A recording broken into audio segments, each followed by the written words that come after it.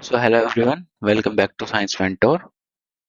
अब हम स्टार्ट करने जा रहे हैं फिंगरप्रिंट साइंस, जो हमने लास्ट लेक्चर में बीच में छोड़ दिया था क्योंकि कुछ हेल्थ इश्यूज की वजह से। Okay, so for fingerprint science, जिसे टेक्निकल लैंग्वेज में हम डेक्टिलोस्कोपी बोलते हैं। ये वर्ड ग्रीक वर्ड के डेक्टिलोस यानी फिंगर और स्कोपेन यानी एग्जामिन करने से बना है। अब एक बेसिक क्वेश्चंस की डीएनए प्रोफाइलिंग के होते हुए भी फिंगरप्रिंट्स को आइडेंटिफिकेशन का गोल्ड स्टैंडर्ड क्यों कहा जाता है? द आंसर इज कि आइडेंटिकल ट्विंस का डीएनए सेम हो सकता है लेकिन उनके फिंगरप्रिंट्स कभी सेम नहीं हो सकते। ओके, फिंगरप्रिंट्स में दो प्रिंसिपल पर काम करती है। Okay, which is uniqueness and persistence. पहले हम देखते हैं कि स्लाइड्स में क्या लिखा हुआ है। The fingerprint science dactyloscopy is the study of comparison of fingerprints for personal identification. Okay, and the types of fingerprints are latent, patent, and plastic. These are the invisible prints revealed by powder or chemical processing, and the patents are visible prints left in blood, ink, or dust. And third is plastic, which is 3D impressions left in soft material like wax or clay. Okay, and the applications are here, which is criminal identification, verification of identity, and crime scene investigation. Okay, fingerprints में दो main principle पर काम करते हैं, which is uniqueness and persistence. Okay, दो main principle, uniqueness and persistence.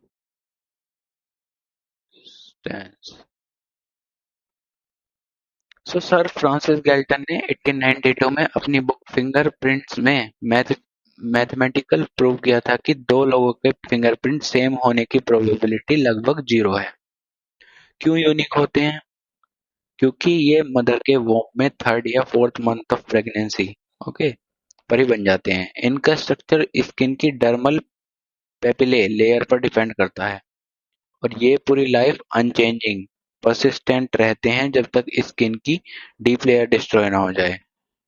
तो जब एक फोरेंसिक एक्सपर्ट दो प्रिंट्स को मैच करता है तो वो सिर्फ आउटर पैटर्न नहीं देखता बल्कि माइक्रोस्कोपिक मिनटवे, जिन्हें गैल्टन डिटेल्स कहते हैं, उन्हें ढूंढता है। ओके, अब बोर्ड पर देखिए। I am moving to the ad page. Okay, okay, जब एक फोरेंसिक एक्सपर्ट फिंगरप्रिंट्स को मैच करता है तो वो आउटर स्किन पैटर्न नहीं देखता बल्कि माइक्रोस्कोपिक मिनिएचर यानी गल्टन डिटेल्स को देखता है। क्या देखता है? गैल्टन डिटेल्स को देखता है। ओके, फिंगरप्रिंट्स जो होता है वो डिवाइडेड होता है। सबसे पहले आता है कोर। कोर क्या होता है? फिंगरप्रिंट पैटर्न का सेंटर पोर्शन जो होता है उसको कोर कहते हैं। Okay, centre portion. अभी ये सब चीजें आगे चल के डिटेल में भी करेंगे। उसके बाद आते हैं डेल्टा। ओके, डेल्टा इज वो ट्रायंगुलर रिजिस एरिया जहां पर रिजिस तीन तरफ स्प्रेड होती हैं। ओके, ये ट्रायंगुलर रिजिस एरिया होता है।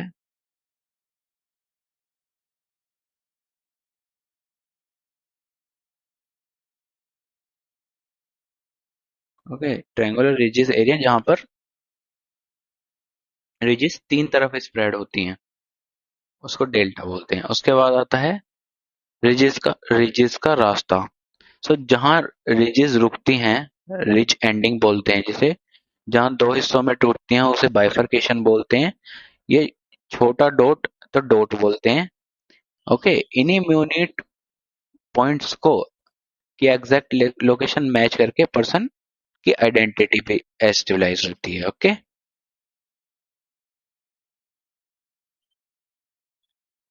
ओके, हमने पढ़ा था कि तीन तरह के फिंगरप्रिंट्स होते हैं। First latent prints, second patent, and third is plastic prints. So हमने देखा कि लेटेंट प्रिंट्स जो होते हैं वो इनविजिबल होते हैं क्योंकि वो स्वेट और ऑयल से बने होते हैं। ओके, और उनको कलेक्ट करने के लिए केमिकल्स या फिजिकल डेवलपमेंट की नीड होती है। उसके बाद आते हैं पेटेंट प्रिंट। ये विजिबल प्रिंट्स होते हैं जो कि ब्लड, इंक, डर्ट, ग्रीस या पेंट से बने होते हैं। And third is plastic prints which is 3D आइडेंटिशन। तो सॉफ्ट मटेरियल पर बन जाते हैं प्रिंट्स जैसे कि wax, soap, clay, wet paint, इनके ऊपर जो बने होते हैं। ओके,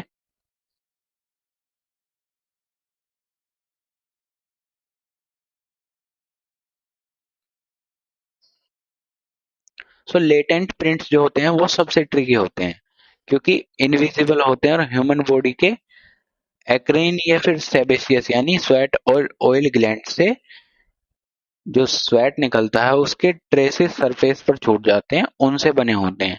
तो इनविजिबल प्रिंट्स को देखने के लिए हम केमिस्ट्री यूज करते हैं। ओके, सो पोरस सरफेस के लिए पेपर या कपबोर्ड या वुड जैसे ये सरफेस होते हैं, हम निनहाइड्रीन मेथड यूज करते हैं। ओके, सो जो लेटेंट फिंगरप्रिंट्स होते हैं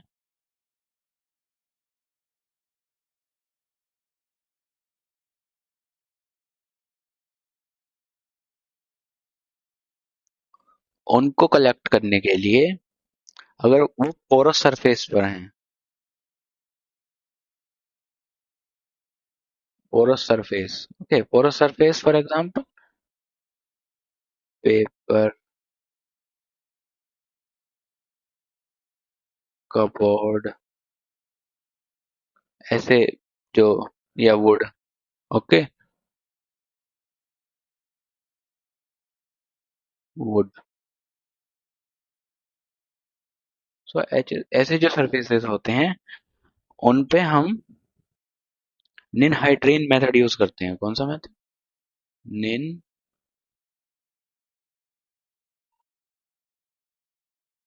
निनहाइड्रीन मेथड। ओके, सो निनहाइड्रीन मेथड यूज करते हैं। निनहाइड्रीन स्वेट के अंदर प्रेजेंट अल्फा अमीनो एसिड के साथ रिएक्ट करके पर्पल पर्पल कलर कॉम्प्लेक्स बनाता है जिसे हम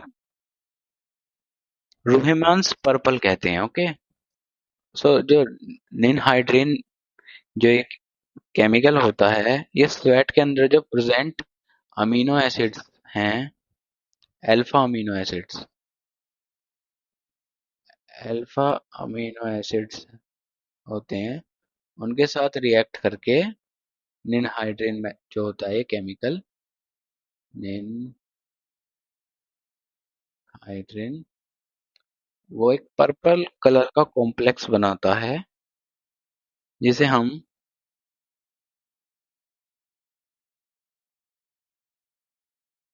रोहेमंस पर्पल बोलते हैं। ओके, अब देखते हैं नॉन पोरस सरफेस जैसे कि ग्लास, मेटल या प्लास्टिक, इनसे कैसे। सो नॉन पोरस सरफेस जैसे कि ग्लास और मेटल या प्लास्टिक, मेटल, प्लास्टिक। ओके, इन सब से देखते हैं। सो यहाँ पे यूज होती है साइनो एक्रिलेट फ्यूमिंग।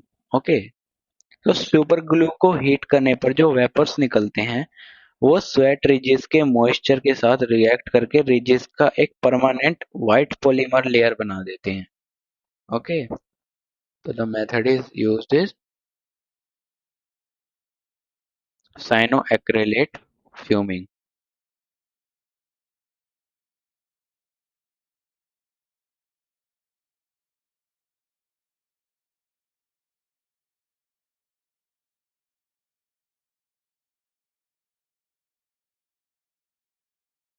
जो सुपर ग्लू होती है उसको हीट करने पर जो वेपर्स निकलते हैं, ओके, सो वो स्वेट रिजेस के मॉइस्चर के साथ रिएक्ट करते करके रिजेस का एक परमानेंट व्हाइट पॉलीमर लेयर बना देते हैं।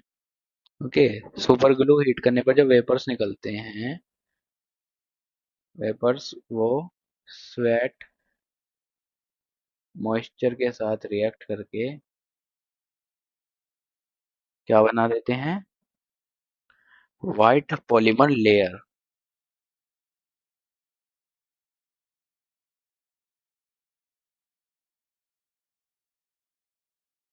व्हाइट पॉलीमर लेयर बना देते हैं। ओके, दूसरा होता है पाउडर मेथड।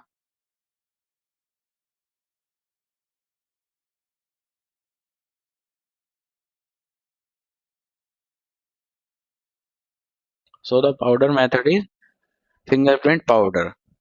ओके, इसमें फिंगरप्रिंट पाउडर यूज होता है ब्लैक, मैग्नेटिक या फ्लोरोसेंट। सो फिजिकल टेक्निक से स्वेट के मॉइस्चर ऑयल्स पर चिपक जाते हैं और प्रिंट हाईलाइट हो जाते हैं।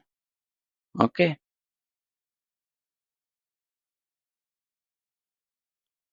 जो फिंगरप्रिंट पाउडर होता है वो फिजिकल टेक्निक से स्वेट के मॉइस्चर या ऑयल पर चिपक जाता है और प्रिंट्स को हाईलाइट कर देता है। So this is not a rocket science, it's a simple method.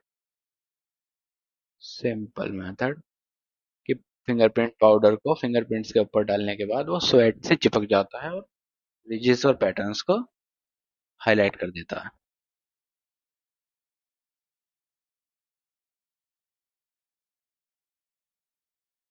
और आगे चल के हम देखेंगे कि फिंगरप्रिंट्स के भी पैटर्न होते हैं, loop pattern, world pattern, arc pattern. Okay, ये सब चीजें लाइक लूप पैटर्न,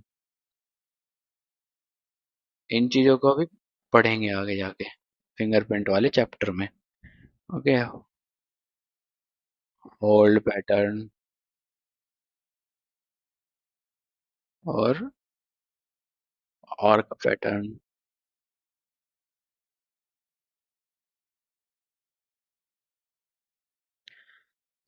सो चलिए अब पैटर्न्स की क्लासिफिकेशन और उनकी स्टेट्स को समझेंगे जब इस चैप्टर को हम डिटेल में पढ़ेंगे। और हम वहाँ पे ये भी देखेंगे कि इनको कैसे आइडेंटिफाई किया जाता है, लाइक AFIS सिस्टम्स के थ्रू, यानी automated fingerprint identification system, Henry classification system. Okay, so अब हम अपनी नेक्स्ट ब्रांच पर आते हैं which is question document. Move to the PDF या सो ये हमने पढ़ लिया कि लूप, होल्ड और आर्क तीन तरह के पैटर्न बनते हैं। Okay, so beyond latent, patent, and plastic prints, every fingerprint razor regis pattern also into three classes. Okay, so ridges enter and exit from the same side. Loop patterns में. Okay, hold में ridges form circular and spiral pattern, and the arc is ridges flow across the finger without looping. Okay, इन सब चीजों को भी हम detail में आगे चल के पढ़ेंगे। उसके बाद आती है question document examination. Okay, so the question document is the branch examining disputed or forged documents. Okay, so the evidence like handwritten signatures, printed document, currency notes, passport, checks, stamp, इन सब का डॉक्यूमेंट एनालिसिस जिस branch के under होता है उसको कहते हैं question document examination branch. Okay, इसके एप्लीकेशंस होते हैं फोर्जरी डिटेक्शन में, सिग्नेचर वेरिफिकेशन में, इंक एंड पेपर एग्जामिनेशन और detection of document alteration. Okay, तो हम देखते हैं कि डॉक्यूमेंट एग्जामिनर हैंडराइटिंग को दो मेजर पैरामीटर से एनालाइज करता है। पहला होता है क्लास कैरेक्टरिस्टिक, दूसरी होती है इंडिविजुअल कैरेक्टरिस्टिक्स। ओके, अभी हम ब्लैंक पेपर पर चलते हैं, वहां पे इन सब चीजों को डिस्कस करेंगे। सो क्वेश्चन डॉक्यूमेंट में हम डॉक्यूमेंट क्या होता है, किसी भी सरफेस पर क्या लिखा छपा या कोई भी मैसेज, चाहे वो पेपर हो, वॉल हो या डिजिटल प्रिंट हो। ओके, और जब वो डॉक्यूमेंट की ऑथेंटिसिटी पर डाउट हो, जैसे सुसाइड नोट रियल है या नहीं, प्रॉपर्टीज के पेपर या पर सिग्नेचर फोर्ज्ड हैं, फेक करेंसी नोट हैं या चेक पर अमाउंट बदला गया है, तब ऐसे केसेस में क्वेश्चन डॉक्यूमेंट एग्जामिनेशन डिपार्टमेंट में जाते हैं, ये केसेस जाते हैं। ओके। और जो डॉक्यूमेंट एग्जामिनर होता है वो हैंड राइटिंग को दो मेजर पैरामीटर्स पर एनालाइज करता है। पहला होता है क्लास कैरेक्टरिस्टिक्स, ओके, एंड दूसरी होती है इंडिविजुअल कैरेक्टरिस्टिक।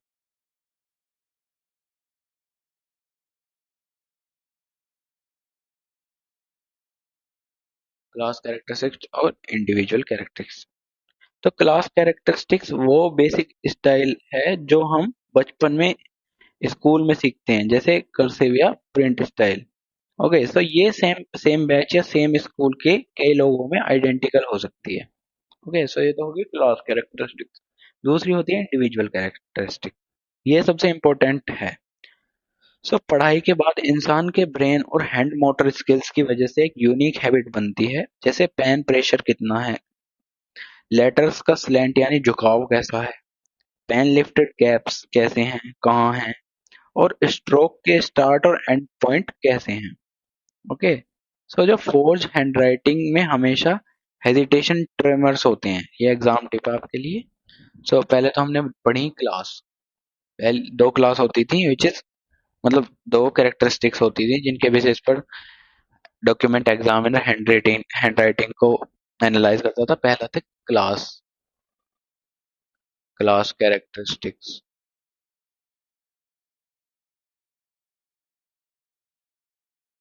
ओके, दूसरी थी इंडिविजुअल।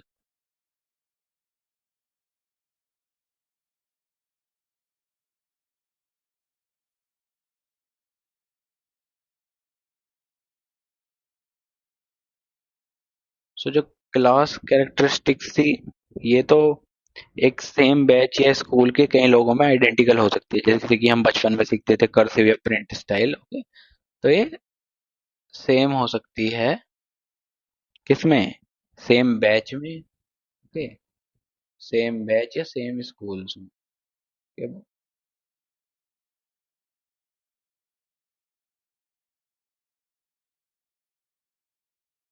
लेकिन जो इंडिविजुअल कैरेक्टरिस्टिक्स होते हैं, ये पढ़ाई के बाद इंसान के ब्रेन और हैंड मोटर स्किल्स की वजह से यूनिक हैबिट्स बनती है। ओके, सो हैंड और ब्रेन मोटर स्किल्स की वजह से। ओके, जैसे कि पेन प्रेशर कितना है, लेटर का स्लैंट झुकाव कितना है, पेन लिफ्टेड गैप्स कैसे हैं। ओके, सब एक एग्जाम टिप है कि फोर्ज हैंडराइटिंग में हमेशा हेजिटेशन ट्रेमर्स होते हैं, यानी हाथ का कपकपाना, और यूनिफॉर्म पेन प्रेशर दिखता है क्योंकि कॉपी करने वाला स्लो लिखता है, लेकिन जेन्युइन हैंडराइटिंग में नेचुरल फ्लूइड मोशन और टेम्परिंग स्ट्रोक्स दिखते हैं। ओके,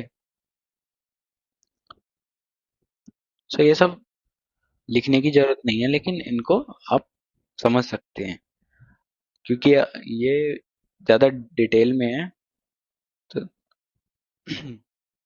इसको इतना इम्पोर्टेंट नहीं है इतना। और अब हम देखेंगे कि दो फेमस फोरेंसिक इंस्ट्रूमेंट जो एग्जाम में बार बार पूछे जाते हैं, ये हम इंस्ट्रूमेंटेशन के टाइम पे पढ़ेंगे, जो कि फोरेंसिक साइंस का ये सीरीज जब एंड हो जाएगी, सब चैप्टर्स फिनिश हो जाएंगे, तो एंड में इंस्ट्रूमेंटेशन पढ़ते हैं। तो उस इंस्ट्रूमेंटेशन में हम देखेंगे कि ईएसडी क्या होता है, इलेक्ट्रोस्टैटिक डिटेक्शन अपार्टस apparatus, उसके बाद VSC video spectral comparator. Okay, इन सब चीजों के बारे में पढ़ेंगे। अब हम नेक्स्ट ब्रांचेस पर मूव करते हैं। Okay, forensic ballistics. So forensic ballistics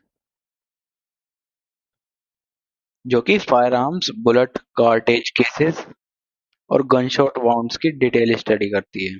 okay, ballistics को हम तीन स्टेजेस में बांटते हैं। ओके, पहले हम देखेंगे कि यहाँ पे क्या लिखा हुआ है। So deals with the fire arms, ammunition, bullets, gunshot evidences. So evidence क्या क्या हो सकते हैं, fire arms, bullet cartridge cases, gunshot residue, bullet holes. इसकी एप्लीकेशंस होती हैं identification of weapon, matching bullet to fire arms, examination of fire distances, reconstruction of shooting incident. Okay, so ballistics को हम 3 स्टेजेस में बांटते हैं। पहला इंटरनल बैलिस्टिक, दूसरा external ballistics and third is terminal ballistics. Okay, blank page पे move करते हैं। सो जो बैलिस्टिक्स है उसे 3 पार्ट्स में डिवाइड करते हैं।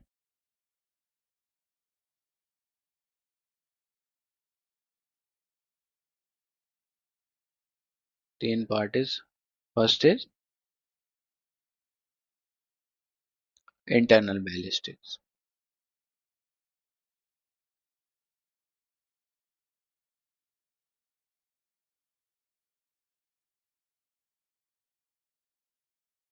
ओके।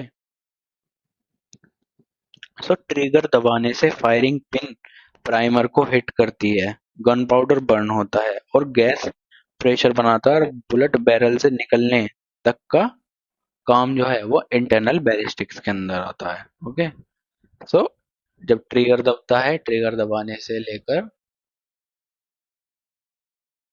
ओके, जब ट्रिगर दबाते हैं उसके बाद जो फायरिंग पिन होती है, फायरिंग पिन वो प्राइमर को हिट करती है। Okay, firing pin hit primer. फिर क्या होता है कि गन पाउडर जो होता है वो बर्न होता है, बर्न गन पाउडर। देन उसके बाद गैस प्रेशर बनाता है, gas create pressure. Then bullet barrel से निकलती है, यानी मजल एग्जिट करती है। मजल से एग्जिट करती है bullet.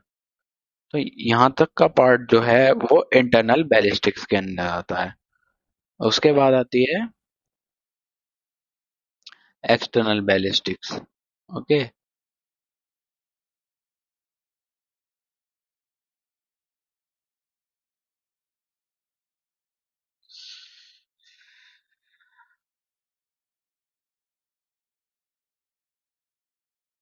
External ballistics.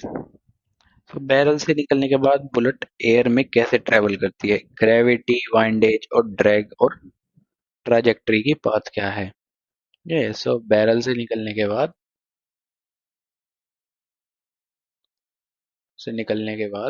Bullet air में कैसे ट्रेवल करती है, लाइक ग्रेविटी उस पर क्या इफेक्ट करती है, ओके, वाइंडेज, वाइंड की वजह से क्या इफेक्ट होता है, windage, drag, okay, and trajectory path.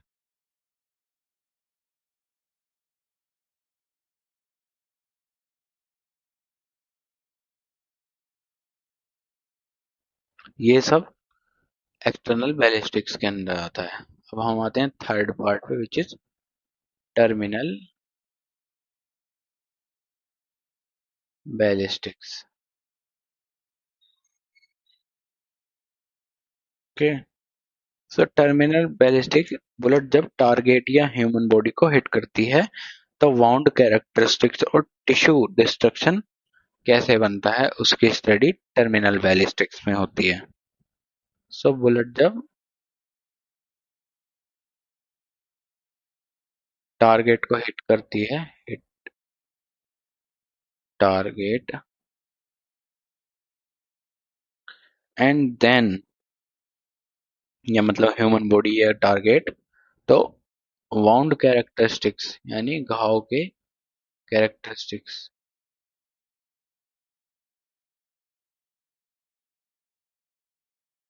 Wound characteristics और tissue destruction,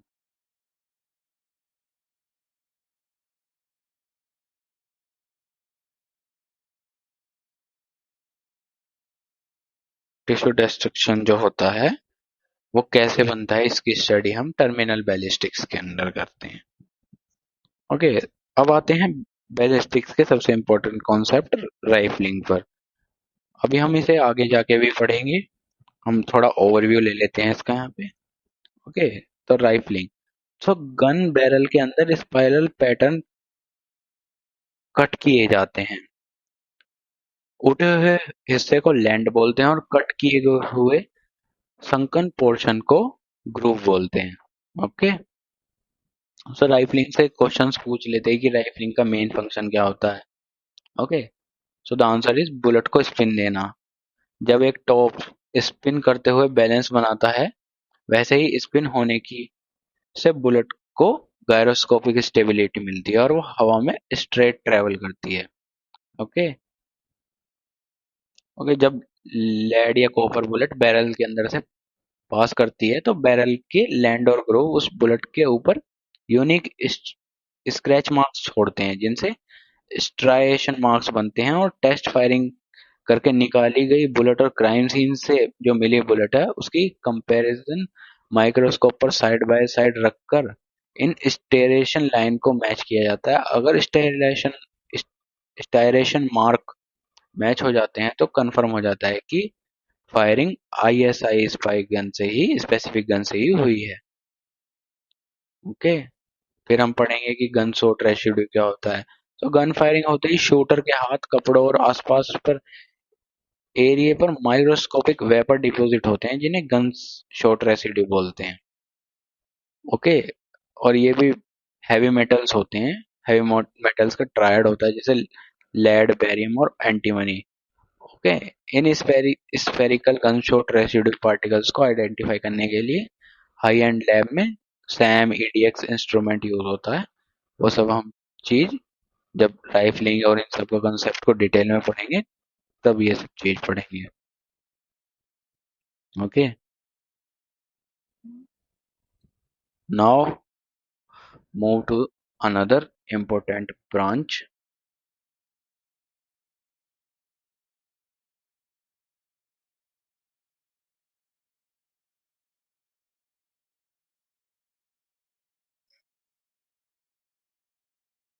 forensic anthropology and odontology।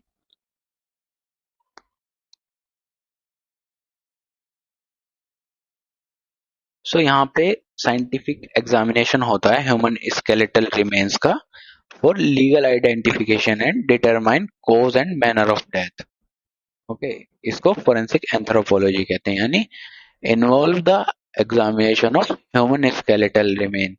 सो इसके एप्लीकेशंस हैं एज एस्टिमेट करना, सेक्स डिटरमाइन करना, स्टेचर एस्टिमेट करना और आइडेंटिफिकेशन ऑफ अननोन पर्सन्स में ये यूज होता है। मास डिजास्टर इन्वेस्टिगेशंस में विक्टिम आइडेंटिफिकेशन के लिए फोरेंसिक एंथ्रोपोलॉजी एक इम्पोर्टेंट ब्रांच है। ओके,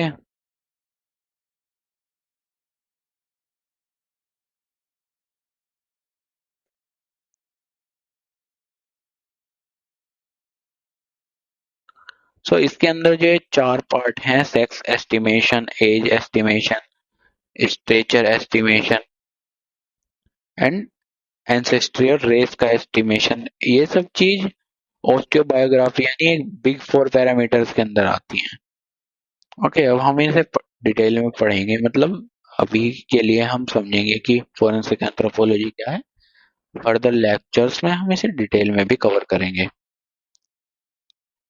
ओके, सो जब क्राइम सीन से पूरी ह्यूमन बॉडी नहीं मिलती है कभी कभी, बल्कि जैसे कि प्लेन क्रैशेस, बिल्डिंग कोलैप्स, ये पुराने क्राइम सीन से सिर्फ स्केलेटल रिमेन्स या कंप्लीटली बर्न बॉडी मिलती हैं, तो नॉर्मल आइडेंटिफिकेशन मेथड्स फेल हो जाते हैं। यहाँ काम आती है forensic anthropology. Okay, so wait for some time, I am coming back.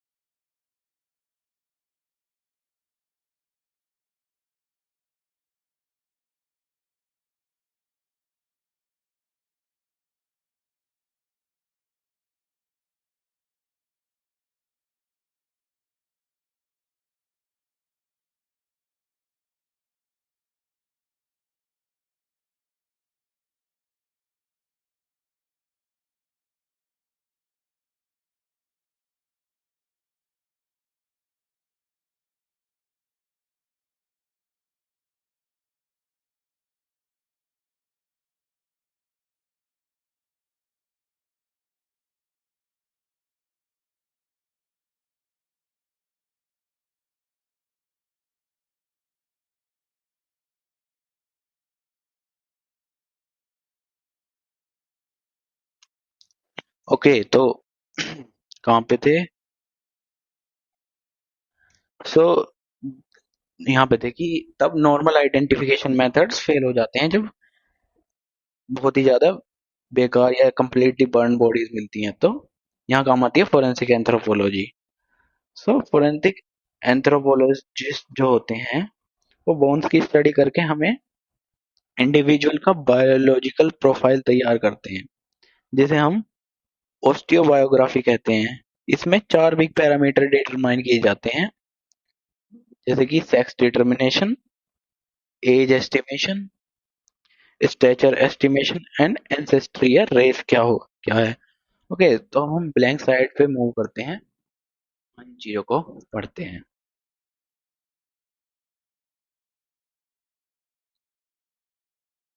Okay, so forensic anthropology.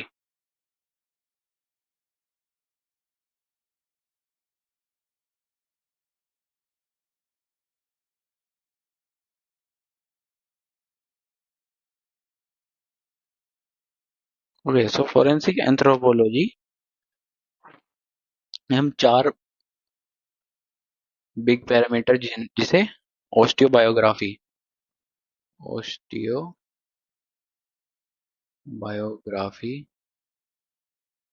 भी बोलते हैं, में हम 4 बिग पैरामीटर्स को डिटरमाइन करते हैं। पहला होता है सेक्स एस्टिमेशन।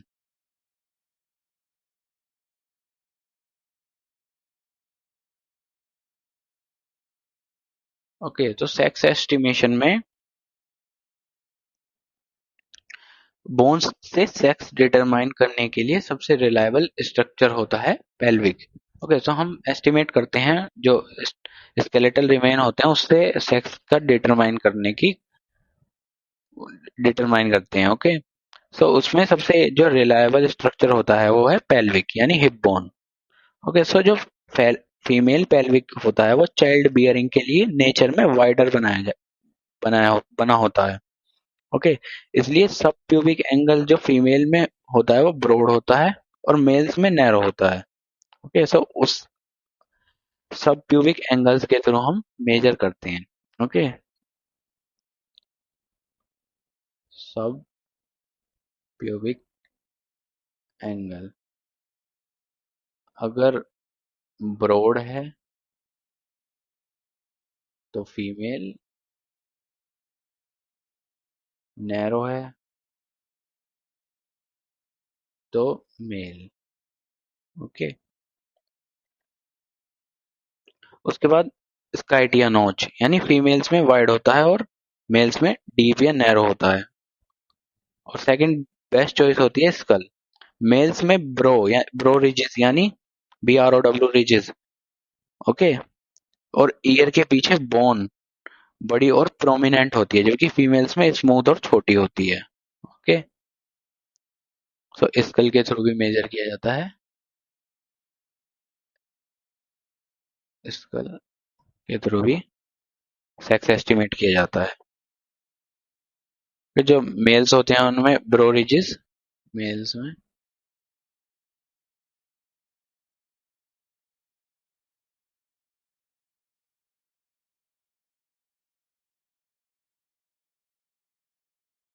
और ईयर के पीछे की बोन,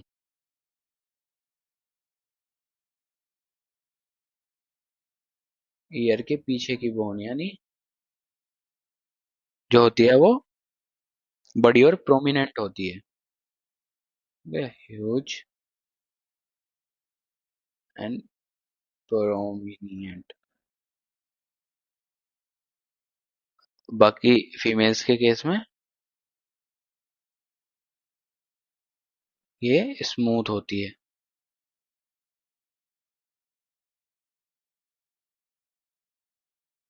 ओके, अब उसके बाद आते हैं सेकंड बिग पैरामीटर्स पर, which is age estimation.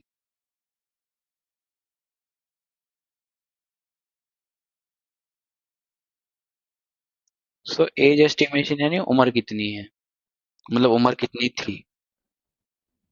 So childrens और टीन में डेंटल इरप्शन और एपिफिजल फ्यूजन, लॉन्ग बोन्स के एंड का फ्यूज होना देखकर एज बताई जाती है। ओके। और एडल्ट्स में स्कल के जॉइंट का बंद होना और प्यूबिक सिम्फेसाइसिस की स्ट्रक्चर इरोजन को देखकर एज एस्टिमेट की जाती है। ओके। ये इतना ज्यादा डिटेल टॉपिक है। सो डेटा प्लस भी जीएससी के उस रिगार्डिंग इसकी इम्पोर्टेंस कम है क्योंकि डायरेक्ट फैक्चुअल्स क्वेश्चन ज्यादा पूछे जाते हैं। ओके। अभी आपको सिर्फ इतना याद रखना है कि फोरेंसिक एंथ्रोपोलॉजी के अंदर एज का एस्टिमेट भी आता है। ओके। और ये 4 बिग पैरामीटर्स के अंदर आता है जिन्हें ऑस्टियोबायोग्राफी भी बोलते हैं। थर्ड आता है स्टेचर एस्टिमेशन, यानी हाइट कितनी थी। ओके। सो ऑस्टियोमेट्री बोर्ड पर लॉन्ग बोन्स जैसे फीमर या टाइबिया की लेंथ नापकर ट्रोटर और ग्लीसर रिग्रेशन फॉर्मूला में डाला जाता है जिससे पर्सन की लिविंग हाइट निकल जाती है। ओके। ये सब चीजें डिटेल्ड बायो के टॉपिक हैं। और फोर्थ थर्ड हो गया स्टेचर एस्टिमेशन।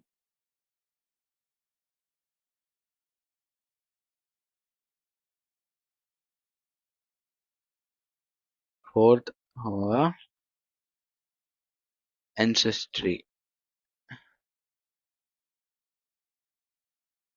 या रेस का एस्टिमेशन, मतलब रेस क्या एंसेस्ट्री रही है या रेस का।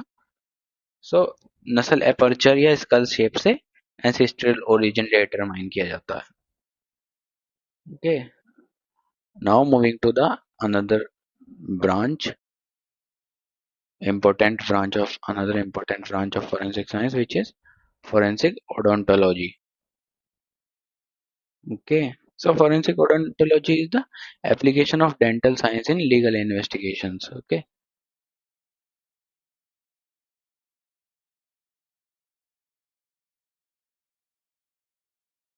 Evidence examined like teeth, dental record, bite marks. Okay.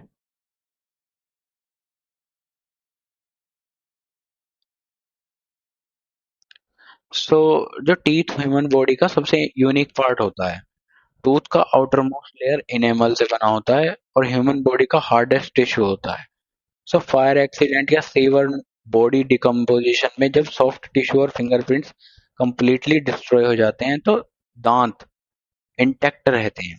तो ओडेंटोलॉजी 3 प्राइमरी वर्क प्रोफाइल्स होते हैं ओडेंटोलॉजी के, which is victim identification, bite mark analysis and age estimation via okay age estimation.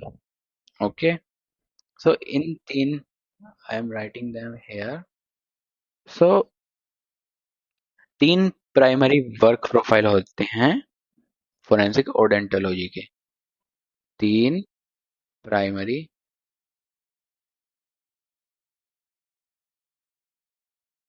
Work profile.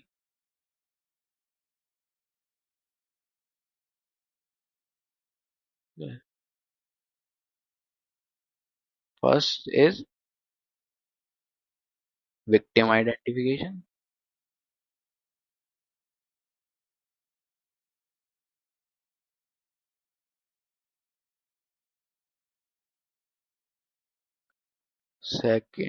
second is bite mark analysis,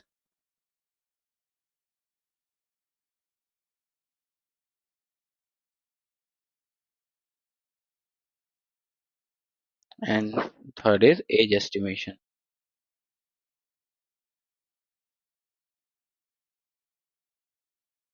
क्या हमने पहले भी देखा था फोरेंसिक एंथ्रोपोलॉजी के अंदर कि डेंटल रिकॉर्ड से भी एज एस्टिमेशन किया जाता है। ओके। सो विक्टिम आइडेंटिफिकेशन, इमेजिन कीजिए मेजर प्लेन क्रैश हुआ है तो विक्टिम को फेस से पहचाना इम्पॉसिबल है। तो फोरेंसिक ओडेंटोलॉजी मिसिंग पर्सन के पुराने डेंटल एक्सरे या फिलिंग रिकॉर्ड्स को क्रैश साइट से मिले विक्टिम के टीथ एक्सरे से साइड बाय साइड कंपेयर करती है। ओके। और dental restoration, filling, root canal और मिसिंग टीथ का कॉम्बिनेशन हर पर्सन में यूनिक होता है कि उससे विक्टिम की आइडेंटिफिकेशन की जाती है। उसके बाद आता है बाइट मार्क एनालिसिस। सो जैसे कि असोल्ट या रेप या चाइल्ड अब्यूज में विक्टिम स्किन पर क्राइम सीन पर मिले किसी फूड आइटम पर बाइट मार्क मैच किए जाते हैं। ओके। और ओडोंटोलॉजिस्ट सस्पेक्ट के टीथ का 3D कास्ट बनाकर बाइट मार्क पैटर्न से अलाइन करके और गैप मैच करता है और उससे जो क्रिमिनल है उसकी आइडेंटिफिकेशन किया जाता है। And third is age estimation. तो एडल्ट की एग्जैक्ट एज निकालने के लिए टीथ पर गस्टाफ्सन मेथड्स का यूज किया जाता है। गस्टाफ्सन ने 3 डेंटल फैक्टर स्कोर किया था।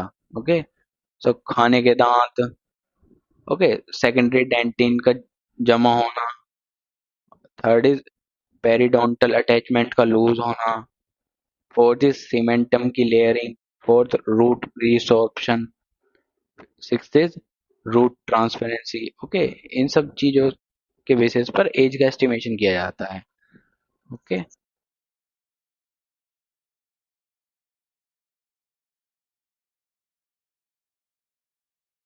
सो लगभग फोरेंसिक ओडोंटोलॉजी कंप्लीट हो चुकी है, उसके बाद देखते हैं।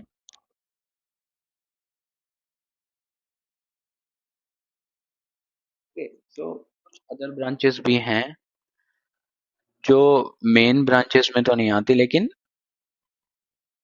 इम्पोर्टेंट रोल प्ले करती हैं, जैसे कि digital and cyber forensics. Okay, तो जैसे इसके नाम से ही पता चल रहा है कि examine computer phone network, recover deleted data and trace cyber crime. उसके बाद forensic psychology, so studies crime, criminal behavior, mental state, supporting profile, and witness credibility assessment. Okay, and third is forensic engineering. So investigate structural failure, industrial accident, and vehicle crashes to determine cause. And fourth is forensic geology and palynology. So analyze soil, minerals, pollens, and spore to link suspect or object to the specific location.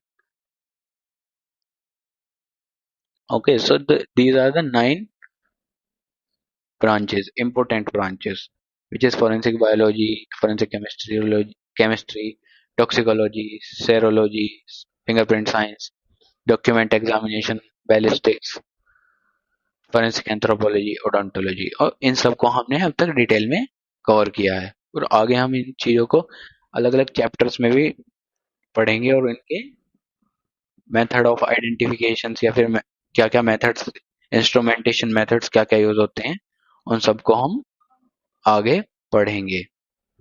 Okay, सो अभी यहाँ पर chapter and हो चुका है। Okay,